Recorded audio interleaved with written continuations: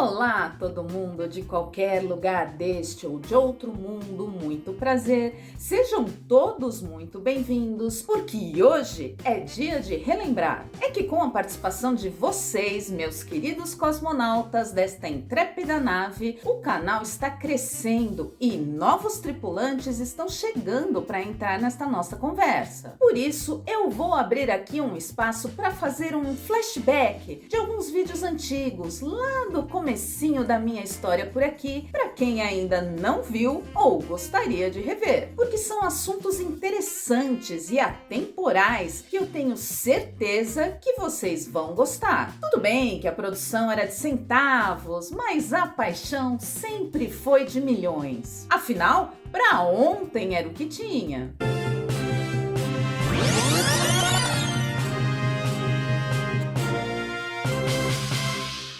Sabe quando a gente fala que alguém está à frente de seu próprio tempo? Tamanha sua capacidade de compreensão da própria realidade e do que ainda está por vir?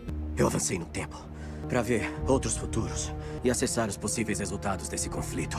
E quantos você viu? 14.605 finais. Então, se tem uma pessoa que podemos dizer que esteve à frente de seu tempo, é George Orwell. O autor e jornalista britânico é esse cara que já marcou seu nome na história da literatura com obras icônicas, como A Revolução dos Bichos e 1984. Dois clássicos maravilhosos que retratam temas relevantes e polêmicos como os jogos de poder, a luta de classes, a distorção da realidade e a alienação das massas. Achou que eu tava brincando? Eu, como fã declarada da obra de Orwell, já falei por aqui sobre a Revolução dos Bichos. E se você ainda não assistiu, eu vou deixar o link do vídeo aqui em cima nos cards e aqui embaixo na descrição para você dar uma conferida. Tá muito bacana, dá uma olhada lá.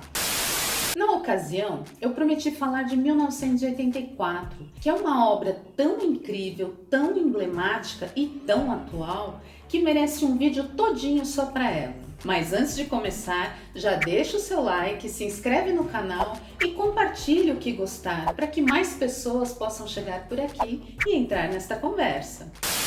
Publicado em 1949, apenas 3 anos após o término da Segunda Guerra, 1984 é uma distopia sobre um possível futuro sombrio de nosso mundo, 35 anos à frente da data de seu lançamento. Eu já fui além do tempo para ver o que acontece. Eu acompanhei tudo até este fato. É por isso que estamos aqui hoje, para evitar que este incidente aconteça. Nesta realidade imaginária, o mundo está dividido em 3 grandes potências: Oceânia, Eurásia e Lestásia, além de um imenso território em permanente guerra por seu domínio. Neste futuro descrito por Orwell, acompanhamos a trajetória de Winston Smith, um homem comum de 39 anos que vive em Londres, também chamada de Pista 1. Apesar da pouca idade, retraído de poucas palavras, ele parece carregar o peso de uma longa e tediosa existência.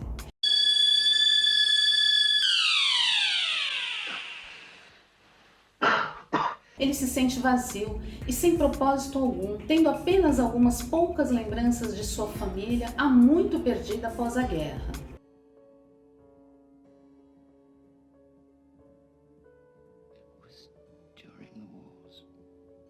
Mas sequer consegue entender o que sente.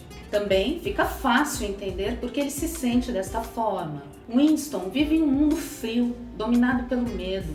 Todos se vestem da mesma maneira, com cores pálidas, acessórios não são permitidos, relacionamentos são controlados, é proibido ficar muito tempo sozinho. A comida é sem graça e racionada. Piece of meat in there, Stew. Looks like meat. Tastes like meat. Isn't meat at all. As crianças, desde cedo, são ensinadas a delatar quem descumpre as regras, mesmo que essas pessoas sejam seus próprios pais. I was a willing subject of Goldstein's influence. Manifestações artísticas nem existem. Não se pode escrever histórias. E o esporte é só uma maneira de se manter em movimento e apto ao trabalho. 1, 2. 1, 2. 1, 2. Não é nada fácil a vida neste mundo de Winston Smith. Eu, hein? E tem muito mais coisa, mas a partir daqui já deixo um alerta de spoiler caso você ainda não tenha lido o livro. Winston é um funcionário do partido que governa a Oceânia. Esse partido é liderado pelo chamado Grande Irmão, o Big Brother, esse mesmo que inspirou o nome do reality show mais famoso do mundo. Porque assim como no programa de TV que estamos acostumados, o Grande Irmão do livro observa tudo e todos através de câmeras de vigilância instaladas em todos os campos, todos mesmo. Porque até mesmo dentro das casas as pessoas são vigiadas. I had sex with prostitutes. I deliberately contracted syphilis. It was at this time that I... Não à toa, o slogan do partido é: o Grande Irmão está de olho em você. O que poderia ser mais sufocante do que isso? Essa vigilância constante, o medo de ser pego em algum ato repudiado, a constante ameaça de alguma punição terrível. Só que tem um detalhe: em nenhum momento fica claro se o Grande Irmão é uma pessoa, porque ele nunca aparece em carne e osso. Ele apenas está nas histórias de um passado de luta, nas palavras de ordem e nas fotos de propaganda do partido. Um homem com cerca de 45 anos, rosto enorme, olhar duro e farto bigode. Mas seria ele real ou apenas a personificação dos ideais do partido? Love Big Brother, comrades. Big Brother loves you. Além das câmeras, em todos os lugares também havia as chamadas teletelas, monitores para a comunicação entre funcionários do partido e a população. Pequenos helicópteros, que seriam como os drones do nosso tempo, também circulavam, filmando inclusive dentro das casas. E lembre-se de que estamos falando de uma história escrita em 1948, quando nem havia televisão e Orwell já conseguia visualizar a possibilidade de um mundo conectado e vigiado por alta tecnologia. Câmeras, monitores, drones. Como pode ter pensado tudo naquela época? Eu acho isso incrível. Eu tô passada, chocada. Cada uma das 3 nações é governada pelo partido, que é coordenado pelo Grande Irmão e pelos membros do partido interno. O restante da população é dividido entre os membros do partido externo e a prole. Os membros do partido interno são pessoas ricas e com benefícios. Já as do partido externo são como uma espécie de classe média, sem grandes posses e nenhum benefício. Já a prole é formada pelos miseráveis, aqueles que vivem em total abandono. Terrível, hein? Terrível. Winston é um funcionário do partido e trabalha no Ministério da Verdade. E preste bem atenção na ironia deste nome, porque este é o órgão oficial que tem a missão de reescrever notícias e alterar dados de documentos e registros históricos de interesse do governo. Pode isso, Arnaldo! Porque nesta distopia não se publica fake news, mas muda-se a notícia no dia seguinte. Ou seja, a notícia é publicada normalmente nos jornais, mas antes de serem arquivados esses jornais, eles são reescritos para que as coisas sejam lembradas no futuro de acordo com a conveniência do governo. Melhor nem ficar aqui dando ideia. Não mesmo. Mas ninguém percebe essa manipulação, porque afinal estão todos muito ocupados com a sua própria sobrevivência. Às vezes as pessoas ficam confusas, acham que já haviam lido em algum lugar algo diferente, mas acabam se convencendo de que a verdade é o que está escrito nos registros. Rough Times 14284, page 3, byline 2, should read, Miniprod forecast increased Chaka Russian, April 1980. Seu trabalho significava destruir o passado. Uma citação do livro resume bem a tentativa de reescrever a história por aqueles que querem dominar a grande massa. Quem controla o passado, controla o futuro. Quem controla o presente, controla o passado. E lembra que eu falei da incoerência do lema do Ministério da Verdade, que reescrevia a história e só registrava mentiras para a posteridade? Então, esse mesmo conflito de ideias está no lema do partido, que é: guerra é paz, liberdade é escravidão. Ignorância é força. Na verdade, essa é só uma forma de convencer o senso comum de que a busca pela paz justifica a guerra, de que ser livre te aprisiona em ideais ruins para a sociedade e que não saber o real sentido de tudo traz o conforto do conformismo. Afinal, as coisas são como são e não se pode fazer nada para mudá-las. Tá louca? Na real, esse slogan só deixa clara a ameaça a quem ousa contrariar o sistema. Não questione os interesses do Estado. Não tente se libertar das regras estabelecidas. Não questione os fatos, porque somos mais fortes do que você. Porque você é só mais um na engrenagem do sistema.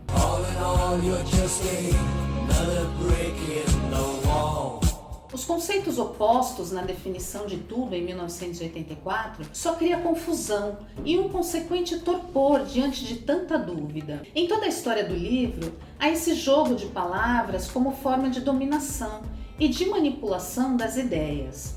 A própria língua falada neste mundo distópico, chamada nova fala ou novilíngua, subverte o sentido de antigas palavras, impõe novos significados e o pior, esse idioma tem número reduzido de palavras e a cada dia o partido proíbe mais palavras. It's a beautiful thing, the destruction of words.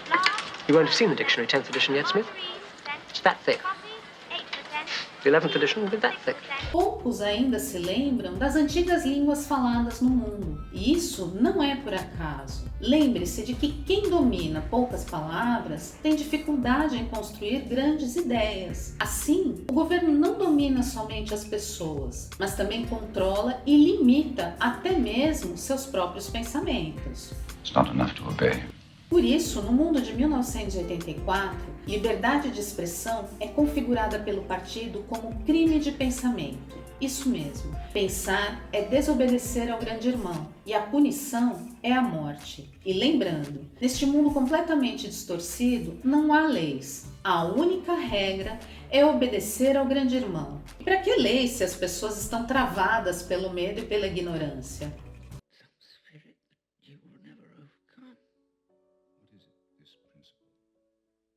O partido era representado por 4 ministérios. O da verdade, responsável por tudo que é escrito seguindo a lógica de que o partido é infalível e nunca erra. O da paz, responsável pela guerra. O da fartura, responsável pela economia. E o do amor, responsável pela espionagem e controle de população. E isso, assim como as câmeras e os monitores de vigilância, esse jogo de palavras também se mostra uma poderosa arma em nosso mundo nos dias de hoje. Basta prestar atenção como tantas pessoas acreditam em notícias mentirosas e como tentam confundir a opinião pública com discursos negacionistas totalmente descolados da realidade.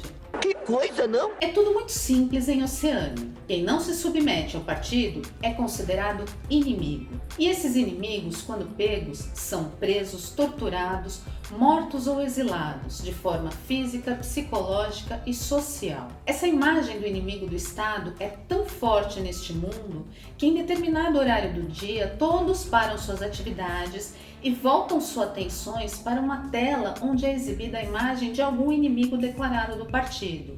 É quando tem início os 2 minutos de ódio. Durante este período, todos gritam, ofendem e xingam o inimigo, que nem conhecem pessoalmente, e com total apoio das autoridades.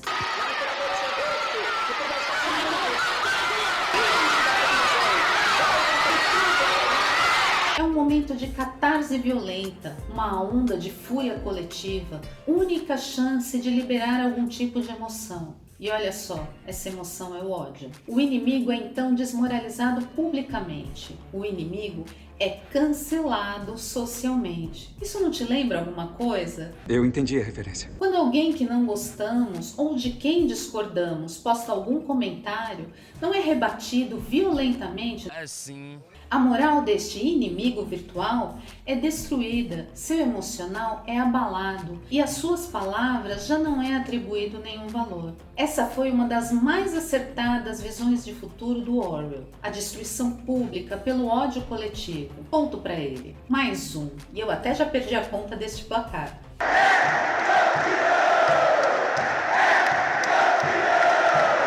O livro 1984 pode ser dividido em 3 partes. A primeira relata o funcionamento desta sociedade, inspirada na alienação e na opressão dos regimes totalitários das décadas de 30 e 40, que culminaram no fascismo de Mussolini e no nazismo de Hitler. A segunda conta a evolução das ideias de Winston, que passa a não concordar com o partido. Ele começa a perceber que algo está errado quando se encanta por um caderninho de capa vermelha que encontra em uma loja. A cor por si já chama sua atenção, porque em seu mundo não há cores, é tudo velho e desbotado. Ele compra o caderno, mas percebe que não sabe o que escrever nele. Ele está vazio, sem ideias.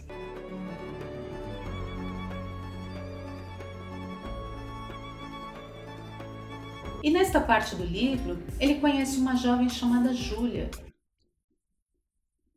e começa a ter encontros escondidos com ela, já que relacionamentos não são permitidos pelo partido. No começo da história, Winston até parecia temer as mulheres, ou mesmo ter certa repulsa a elas. No entanto, acho que ele na verdade não entendia as mulheres e não sabia lidar com elas, muito menos com os sentimentos que elas despertavam nele. E olha aí, mais um ponto para o Orwell, porque afinal até hoje tem muita gente que não consegue entender o potencial das mulheres e as subestima, ou pior, não respeita nem seus direitos básicos.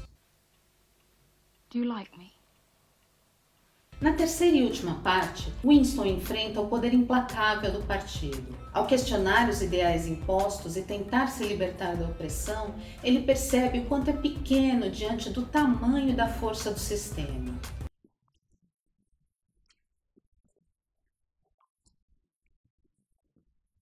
Winston e Julia se envolvem com o misterioso O'Brien, que conheceram em um grupo de rebeldes. Mas, na real, ele é um agente do governo infiltrado no movimento de resistência que acaba entregando o casal ao partido. Os dois são então levados para a temida Sala 101, que é uma câmara de tortura. Pelas mãos do próprio O'Brien, eles são submetidos aos pesadelos mais cruéis. The thing that is in room 101 is the worst thing in the world. It goes beyond fear of pain. Eles acabam, então, entregando um ao outro, quebrando o único vínculo de afeto que vivenciaram em toda a vida. Com o corpo ferido e destruídos por dentro, eles perdem as forças e esperanças, se rendendo à dominação e aceitando a inevitável realidade. Como O'Brien havia dito a Winston, se o partido disser que 2 e 2 são 5, assim será.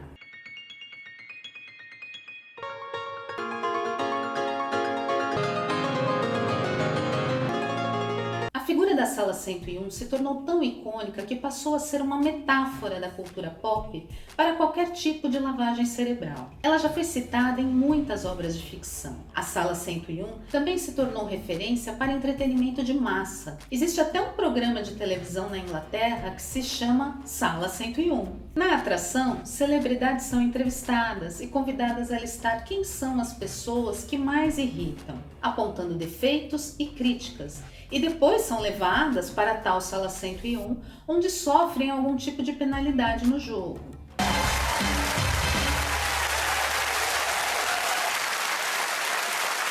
Welcome to Room 101. O próprio Orwell deu esse nome para a Câmara de Tortura em 1984, em referência à sala onde participava das reuniões na BBC, onde trabalhou como jornalista na emissora. Quando a Sala 101 do antigo prédio da BBC foi demolida, uma reprodução dela em gesso foi feita pela artista plástica Rachel White Reid. A peça foi exibida no Museu Victoria and Albert entre novembro de 2003 e junho de 2004. Após a passagem pela Sala 101, Winston e Julia são libertados. Eles se reencontram, mas já não são mais os mesmos. Eles estão mortos por dentro. Winston se entrega à bebida e se conforma em esperar por sua execução. Ele já havia sido avisado na prisão que mais cedo ou mais tarde sua morte seria ordenada. Não há final feliz em 1984. Não há redenção. Não há revolução. A dura realidade é simplesmente jogada na nossa cara para pensarmos, e apenas isso. E questionarmos a nossa própria realidade a partir da possibilidade de um futuro sombrio. I think that allowing for the book being, after all, a parody, something like 1984 could actually happen. This is the direction the world is going in at the present time. 1984 é um dos livros mais aclamados da literatura mundial e se tornou atemporal. Ainda hoje, 72 anos após o seu lançamento, trata de temas que continuam extremamente relevantes e, de forma quase premonitória do que vivemos hoje, questiona os perigos de se viver em uma sociedade totalmente vigiada por meios tecnológicos e ideológicos. There will be the intoxication of power. Always, at every moment, there will be the thrill of victory, the sensation of trampling on an enemy who is helpless. Hoje somos vigiados e rastreados por câmeras, satélites, drones, redes sociais, GPS. E qual deve ser o limite de todo esse arsenal para que nossa privacidade e liberdade de expressão sejam preservadas? E mesmo assim, vivendo em um mundo livre, estamos exercendo nosso pensamento crítico? Ou estamos tão condicionados pelas informações que recebemos que já não paramos mais para processar o que é real e o que é manipulação? E a maioria dessas pessoas não está pronta para ser desplugada. E muitas estão tão habituadas, tão irremediavelmente dependentes do sistema, que irão lutar para protegê-lo. Fora que em 1984, Orwell escancara o eterno interesse das classes dominantes em limitar o acesso da grande massa à educação, à cultura e aos bens materiais, evitando que as classes mais baixas se tornem uma ameaça. Olha, eu poderia ficar aqui o dia todo pensando em questionamentos interessantes abordados em 1984. Sério. Sílabas bons? 1984 já foi traduzido para mais de 65 países, tendo sido adaptado para o cinema, televisão, quadrinhos e até para a música. Em 2005, o romance foi escolhido pela revista Time como um dos 100 melhores romances da língua inglesa no período de 1923 a 2005. Em 2003, o livro foi listado no número 8 da pesquisa The Big Read da BBC. I'm not absolutely dissatisfied with it. I think it is a good idea, but the execution would have been better if I had not been under the influence of TB when I wrote it. Agora uma curiosidade. O primeiro título pensado por Orwell foi The Last Man in Europe, O Último Homem da Europa, mas foi convencido por seu editor a mudá-lo. Como ele escreveu a obra em 1948, inverteu a data, posicionando a história em 1984, 35 anos à frente de seu tempo. Acredita-se que com isso ele tenha tido a intenção de mostrar que, apesar de ser uma fantasia, a história tinha semelhanças com o nosso próprio mundo. Agora todas as peças se encaixaram. Outra curiosidade bacana: por causa deste livro, o termo orwelliano passou a ser usado para se referir a governos totalitários e realidades opressivas, ou obras que tratem desses temas. Olha que legal! O livro já foi levado ao cinema 2 vezes. A primeira adaptação foi realizada por Michael Anderson em 1956. Lembra-se de ter escrito naquele seu diário que a liberdade é a liberdade de dizer que 2 e 2 são 4? E se o partido disser que são 5 e não 4? 4. Flávio. A segunda adaptação, mais famosa, foi produzida por Michael Redford e lançada justamente em 1984. No elenco estão John Hurt como Winston, Susanna Hamilton como Julia e Richard Burton em seu último papel no cinema como O'Brien.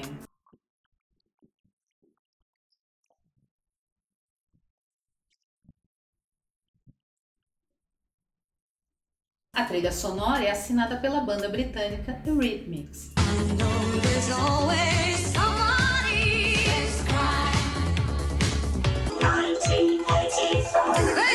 Antes de chegar ao cinema, 1984 teve ainda uma adaptação televisiva produzida pela BBC, mas este filme gerou muita polêmica e foi considerado subversivo pelo parlamento britânico.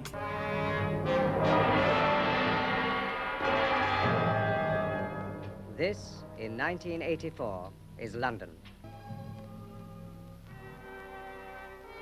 O romance também foi adaptado para uma ópera, tendo estreado na Royal Opera House em 3 de maio de 2005.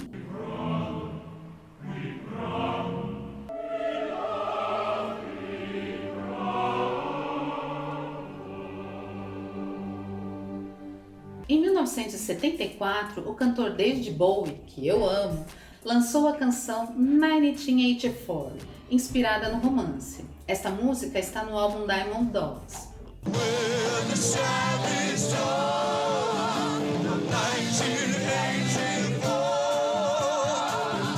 Já a história em quadrinhos V de Vingança, de Alan Moore, que depois teve sua adaptação para o cinema, também foi inspirada na obra de Orwell. Boa noite, Lois. Palavras sempre terão seu poder. Palavras oferecem um meio para o significado e para aqueles que escutam a enunciação da verdade. E tem mais uma coisa interessante. 1984 é o nome de um dos comerciais mais famosos e polêmicos da Apple. Isso mesmo, um comercial da Apple. On January 24, Apple Computer will introduce Macintosh.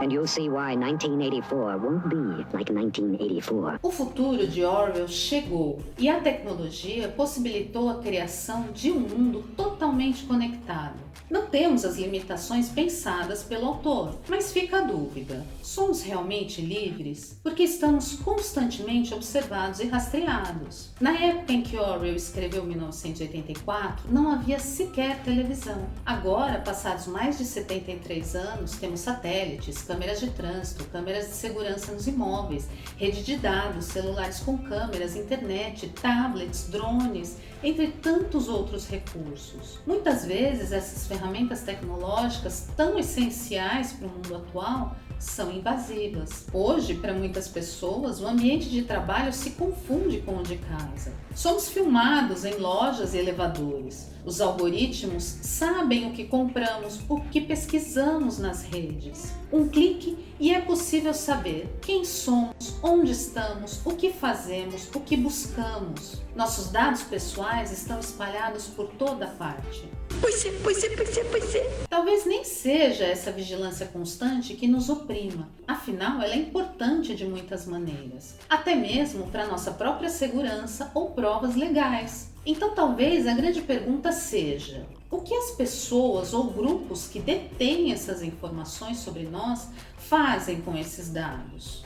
Como podem nos controlar a partir disso? Pelo marketing? Pela manipulação de informações? Pelas fake news? Seja no futuro distópico criado por Orwell, durante o domínio nazista na Segunda Guerra, quando o controle das massas levou o mundo ao caos, ou no nosso presente, informação é poder. E é a maneira como recebemos e processamos essas informações em nossa cabeça que faz toda a diferença.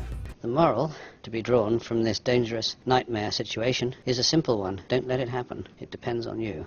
É preciso sair do piloto automático e acionar o pensamento crítico. É por isso que pensar é perigoso, porque nos faz enxergar o que tentam encobrir, o que não querem que a gente veja, muito menos entenda.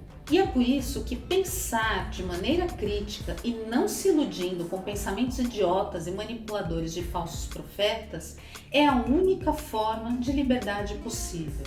Então, busque informações, pense, liberte-se.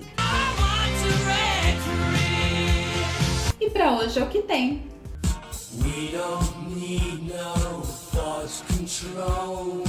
Seja muito bem-vindo ao nosso canal. Puxa uma cadeira e entra na conversa. Comenta aí o que você acha disso tudo. Me conta se você já leu 1984 e o que achou. Aproveita, já deixa o seu like, se inscreve no nosso canal e ativa o sininho para receber as notificações e a gente poder se encontrar mais vezes por aqui. Meu nome é Ana Bernardinelli, eu tô indo, mas eu volto. Beijo, tchau!